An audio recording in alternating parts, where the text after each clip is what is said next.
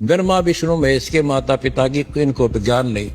एक कहता है शंकर का पिता है मंगल, शिव के पिता मंगल है। दूसरा कहता है शंकर का पिता है ब्रह्मा, शिव के पिता है ब्रह्मा। कोई कहता है ब्रह्मा पिता है विष्णु, ब्रह्मा जी के पिता भगवान विष्णु, और कोई कहता है शंकर अजन्मा है। शंकर आजन्मा।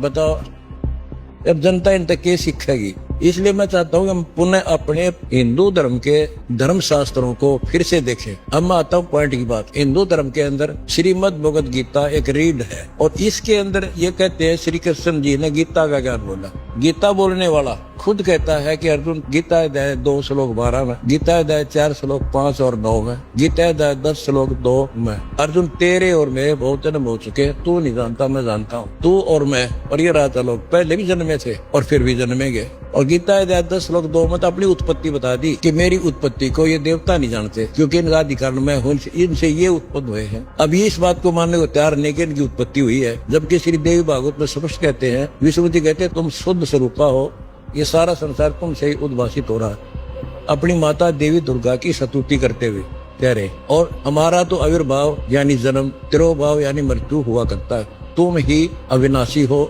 जगत जननी।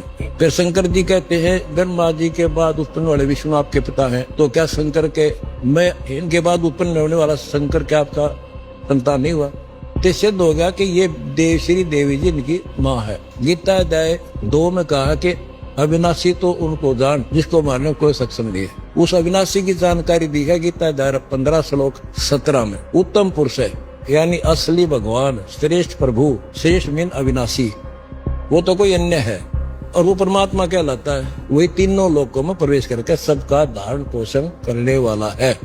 फिर गीता अध्याय 18 श्लोक 62 में कहा है कि अर्जुन तू सर्वभाव से उस परमेश्वर की शरण में था, उसकी कृपा से तो परम शांति को सनातन परम धाम को प्राप्त होगा। अब भी ये कहते हैं कि श्री कृष्ण जी अपने बारे में कह रहा है, ये तो बच्चों वाली बातें करते।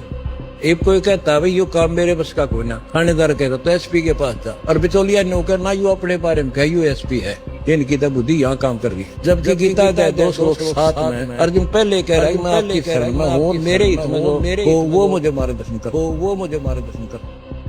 मेरा इतना निवेदन है कि अपने इन सभी ग्रंथों को एक बार फिर से देख ले ताकि जनता भ्रमित ना रहे।